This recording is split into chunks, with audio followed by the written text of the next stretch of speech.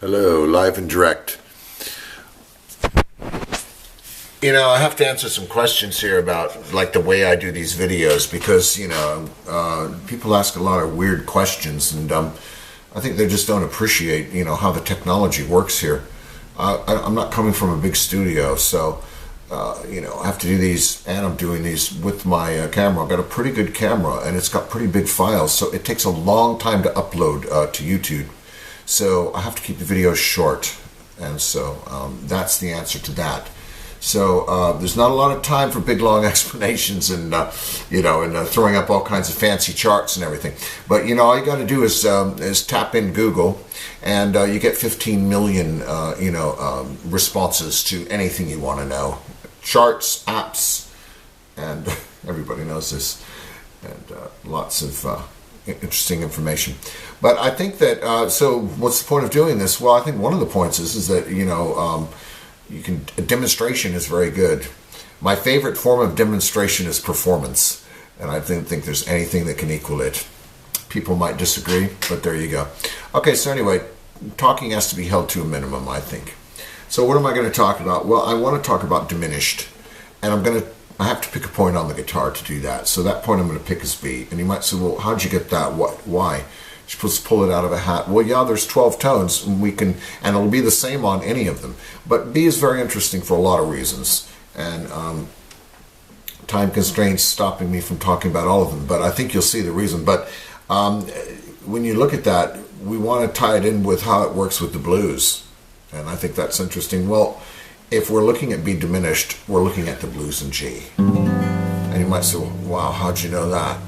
Well, all you have to do is look at scale tones. It'll help you. B is the third of G, D is the fifth of G, and F is the flat of 7. That's a diminished triad. Okay, so that's pretty easy, I think. And you can hear it. But on its own, no, we need that G tonic note in there. So there's G, so it's good. Now, I like this string set system, method, and I think it's very good, and full credit to the guy who came up with it.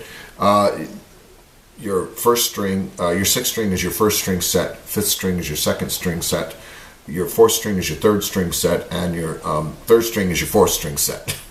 Right. So now it's going to start here on the root, the first string set, and plus you have different shapes too, which you have to keep track of. And yeah, it's a little bit of a job. I don't know about grappling with them, but I have to keep refreshing my memory with them because they're not easy to remember, those. But you can memorize the shapes and not worry about it, and you kind of do anyway, even if you learn them 24 hours a day, 7 days a week. When you're performing it, they just come naturally. I think that's good to know. So, sure, play them natural, and don't worry about the theory. I think that's good. The good news. But equally, you want to memorize them and study them. And I also recommend writing them. I think it's very important to do that. I have one of these. I had this made up in Japan, and they love stamps over there. And this is a grid stamp. It's 5, and stamp it, and you can write your triads out. It's very, very good. A little stamp pad and one of these, and each grid, each square is 1 centimeter. You can make a 5-fret grid, which I think is really good. Okay, so here it is. It's going to look the same, but we have to come up here to the 14th fret, don't we, to get it right? Okay, so there it is. 14th fret, 5th string. And still looking at it in root position, B, D, F. Okay, great. Changes there on our 3rd string set, doesn't it? Look at my position here. My first finger had to come up to make up for the anomaly with tuning the 3rd string, 4th fret on the guitar. Wouldn't have that problem on the piano, right? Okay, good. Now you might say, well, I could just come over here, couldn't I? That sounds kind of like it fits in, doesn't it? Well, it does, and we'll have to talk about that in another video. But that would be using your diminished 7th, okay, which is this note. Your first finger is at G sharp, okay? And that's your flat 9, okay? So there you go. And you can hear that lovely sound with that, okay?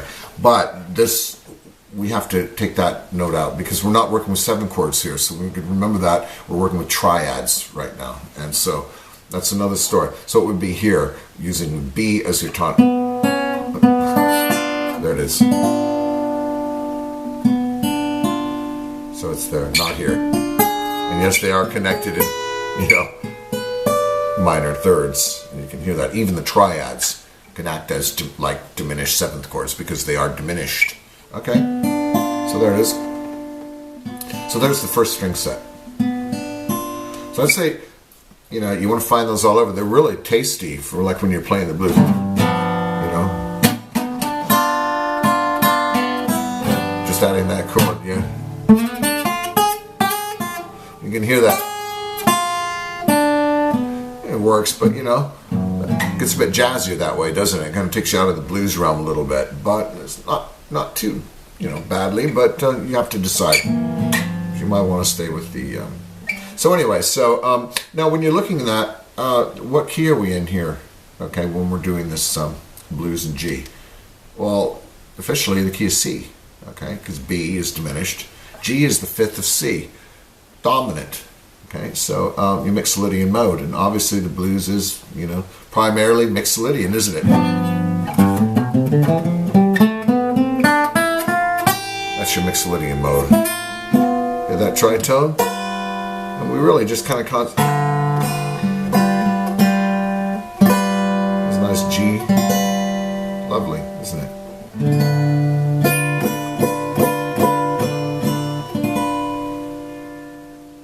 Okay, so good luck with that. We're going to coming back to this with the first inversion and the second inversion.